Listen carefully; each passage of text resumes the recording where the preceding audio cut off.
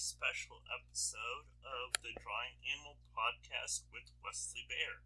I am your host, Wesley Bear, and today, instead of our usual episode in which I just have an animal, talk about it for a bit, and then do some drawing tips, we're just going to be talking about the animal today because I wanted to talk about some special things regarding this animal, and because we're talking about vultures.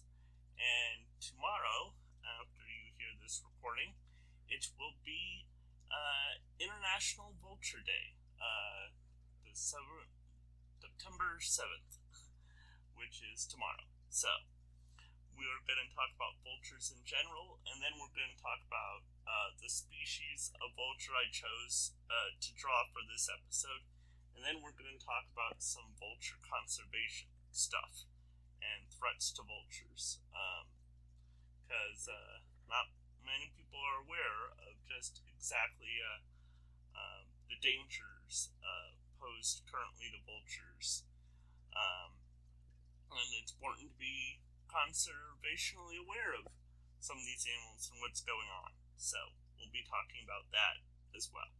But to begin with, of course, most people have at least an idea what a vulture is. Vulture is a large, medium-ish bird of prey, most notably known for scavenging dead things, carrion, and eating out of giant, huge bodies of animals rotting out in the sun.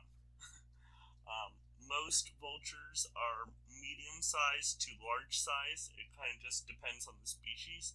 They can range anywhere from kind of a good 5 to 6, 7 pounds, all the way up to almost like 15, 17 pounds in weight. And they tend to have wingspans ranging from 5 to 6 all the way up to 15, 16 feet long. The most prominent vultures you tend to think of are actually condors belong to vultures. So your native California condors, and actually the Indian condor, which is technically the largest flying bird in the world. I say technically because quarter busters, but we won't talk about them. But yeah, and so condors belong to a group of vultures known as New World vultures. They also include your very famous local turkey vultures and your king vulture. So, and then we have our old world vultures, which are kind of what you typically think of when you think of great savanna vultures, the ones feeding on carcasses while lions and hyenas gather around as well, right, and chase them off. Like when you see in Lion King, right, the vultures that get chased off of Simba when he's dying in the desert, right? That's normally what you think of. But there are actually quite a few species of those vultures as well throughout Africa. Not only Africa, but southern Europe and parts of Asia as well. These vultures tend to rely on telescopic eyesight. So vultures are, rather than being flying birds, they're more like gliding birds. So they'll use hot air currents to lift themselves off of the ground, and they'll circle and soar for ages on end, looking for something to eat. And they'll use their excellent vision to spot that out. Once they crash land, they'll gather to feast on carcass, pulling out all the insides and eating, pretty much scraping the entire animal clean, especially if there's lots of vultures around, in which there can be up to like 100 vultures on one carcass. Now, of course, the thought of eating rotting, dead food is pretty disgusting, and we've seen vultures eating, and it looks pretty disgusting. But it's important to realize that vultures have a part to play in all this, in the health of the environment and ecosystem at large, because they prevent a lot of disease from spreading due to their eating habits. Most dead bodies carry some form of disease, either due to just being out in that kind of harsh, blotted environment that allows insects and other disgusting bacteria to flourish on, or because the animal died of some pretty nasty disease itself. But vultures are able to digest that and eat that, and so they prevent all those diseases from spreading, including anthrax. And we all know anthrax can be a highly deadly disease. But a lot of people probably are wondering, well, it's nice they do that, but why do they have to look so ugly on top of that? Well, the fact of the matter is, when you stick your head and even your entire neck into the body of an animal, it's covered in all those disgusting materials, guts, flesh, blood, right? And that can be very hard to clean off. And so nearly all vultures, this is not true of all, but many vultures, especially the mostly carrion feeders, tend to have bald heads and necks, and that prevents all that stuff from caking the entire animal in that blood, and it makes it easy for it to be later washed. They're actually fairly clean birds in terms of their ability to preen themselves and wash themselves. So actually, despite their reputation, vultures, on the whole, are actually pretty clean birds. So, now that we've talked about vultures overall, let's get into our specific animal today, which is a species of vulture called the white-headed vulture. Now, this vulture is actually quite unique among vultures in that while it is like a lot of its carcass-eating relatives, there are several things that make it stand out and unique. Now, as you see the drawing in front of you, description-wise, they look pretty similar to your regular vulture, except in one key point, which is that their heads. Their heads are nearly all white, except there are some very key distinctive markings. Its bill is a bright red. There's blue markings around the bill and the face, and then it's around the eye is a pink splotch. So it's very distinguished looking vulture for its kind of almost clownish face. It looks like your circus clown vulture. I think that's maybe what they should call it, the circus clown vulture. But other than looking fairly unique and stand out among vultures, is that it's actually pretty unique in its living style and behavior. One is that it's actually, in comparison to many other vultures, is that it's actually a fairly solitary species. They don't nest together in large colonies, nor do they feed together in large groups. They prefer to feed on their own, and they will build their nests if not miles, if kilometers away from each other. So they're fairly solitary in that aspect. And that also relates somewhat to their feeding habits, which is they prefer to feed on smaller carcasses of much smaller animals than at least what you think of when you think of like wildebeest or zebra.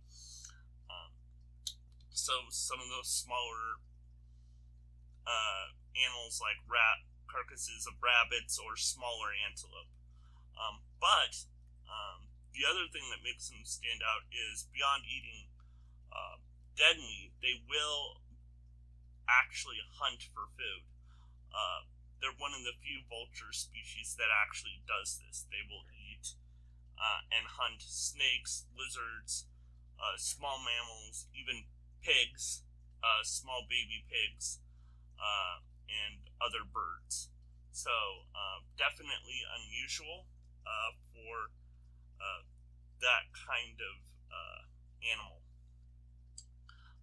The other noteworthy thing is that they have a isolated breeding habit again, and so what they'll do is they'll fly away into an acacia or a baobab tree and build a large nest in which they will raise together, both male and female, one egg that will hatch after 55 days.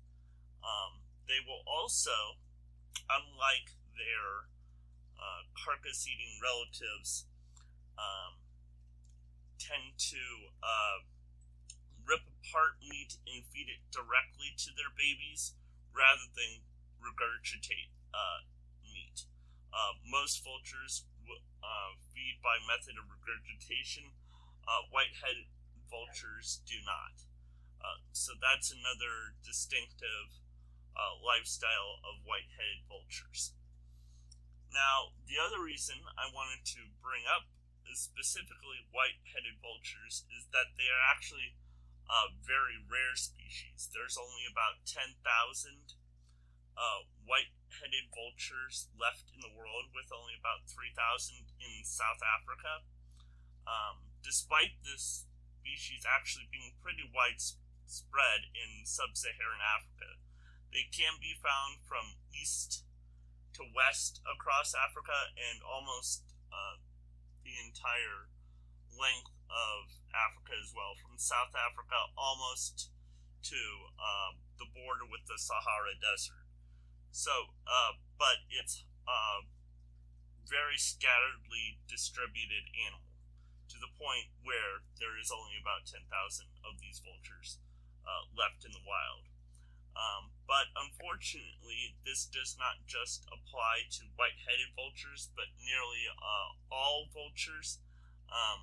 Even some of the New World vultures, like our California condor and Indian condor, can be pretty rare, but most of them are at least on the increase in the Americas, while pretty much all Old World vultures are either in very low, stable conditions that are on the verge of falling off of a cliff in terms of population, or they've gone into a steep drop-off in population altogether.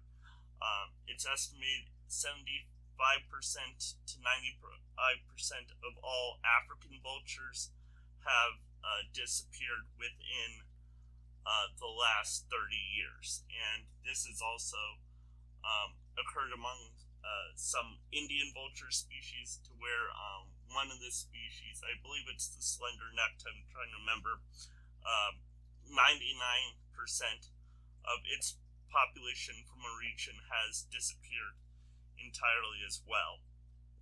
Now, this is related to a number of factors. First off, just general things like habitat loss. Some are used in the bushmeat trade, and just overall kind of the fearful attitude, so they get shot down. But the biggest problem is actually illegal poisoning. So a lot of African farmers, in an attempt to work with mitigating the populations of, say, lions and leopards, will poison their cattle to keep those larger predators away. So, in an attempt to dissuade vulture, hyenas, leopards, lions from attacking their herds of cattle, the vultures have inadvertently also been effective. Farmers will leave dead animals out and poison them, and of course, being dead animals, vultures are instinctively attracted to that, and so they will ingest poison from these dead carcasses. Another even more terrible thing is that poachers of elephant, ivory, and rhino horn target vultures as well, because vultures are the signalers of the savanna. So if an animal does die, they're usually the first creatures on the scene, and that's why they get followed by things like lions and leopards and hyenas soon after, is because they're basically the ones that let the rest of nature in Africa know something is dead. So poachers know that if they leave behind rhinos and elephant bodies, that vultures are not far behind, and that leaves an easy trail for them to be followed. So they will poison elephants and rhinos from the ones they've killed in hopes of destroying the vultures in that area. So definitely a pretty terrible thing. But the most deadly thing currently with some vulture species, especially vultures in India, what led to that massive decrease by 99%, was using painkillers actually with cattle. So, especially in India and in some parts of Africa, there's a very great reverence and sacredness to cattle, and so they're treated very well. And so farmers have been using painkillers to help their either weak, sickly, or elderly cattle. But once those animals die, the painkillers are still in the bloodstream of those animals, and that's actually deadly to vultures. And so that's the other thing killing vultures, is actually painkillers used by farmers in an attempt to actually save their less than healthy livestock. So that has what's led to the absolute decimation of vulture populations. Fortunately, within the last, especially 10, 20 years or so, there's been a giant effort to save vultures and find ways of protecting them. One way is that just within the last couple of years, is the UN for migratory birds basically made those painkillers illegal. So farmers are not allowed to use those anymore to assist their cattle. But in return, conservationists, what they have done is they have bought off those weak and elderly cattle off of the farmers, and then keep them safe and move them to a new location to where they can die peaceably. And then what they'll do is then they'll use those elderly cattle who have died as real good food for the vultures in the area, because those cattle are not infected by those painkillers. They're not full of painkillers, so they make a healthy alternative that vultures can actually feed on. So that's one big major thing that's happened in the last 2-3 years. There's also just been a greater education movement to educate people about vultures and their benefits, like preventing disease such as anthrax from spreading. So yeah, those are at least some of what's going on to protect vultures. It's still in a very early stage, and unfortunately, even with the efforts that have been going on within the last 5 to 10 years to prevent vulture deaths from decreasing, so far there hasn't been a lot of signs of change. So they still need a lot of work and a lot of funding, and if that sounds like something worth donating to and protecting, and remember, people need these animals to live in healthy environments, and that these animals are doing a whole lot of good, especially for people in those kinds of communities. They're helping rid them of cattle that are no longer useful and could spread disease to their communities, and they keep the rest of the environment around them clean, so they have a healthy place to farm, and so they don't have to worry about toxic water or toxic land that might affect their crops. So all these animals play an important part in these birds. Even though they look pretty ugly, they're pretty useful animals. So if you're interested in protecting vultures, you can either go to the VCF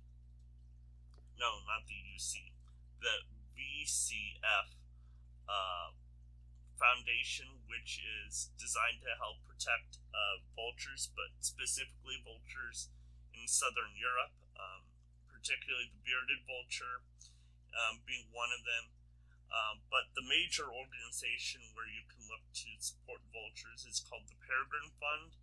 It's named after a small species of bird of prey called the peregrine falcon. But they do enormous work not only to protect small birds of prey, but all birds of prey, ranging from owls to eagles and vultures. So they're the main ones to look at if you especially want to look at protecting vultures in Africa. So that's our information for the day. Hope you learned something useful. And again, if you're interested, you can look all around for ways to support vulture conservation. Remember, I'm Wesley Bear, and I love drawing, so please like and share this video. And remember, I also hopefully will have a fix on my website, which will be theencouragingcartoonist.com, and you can also support me by buying my books, one of which is The Crazy Creatures of Oz, Meet the Colorful Animals of Australia, and my other book being Crazy Creatures of the Ocean, Shocking Sharks and Radical Rays, both of which can be found on Amazon, or you can email me through the website.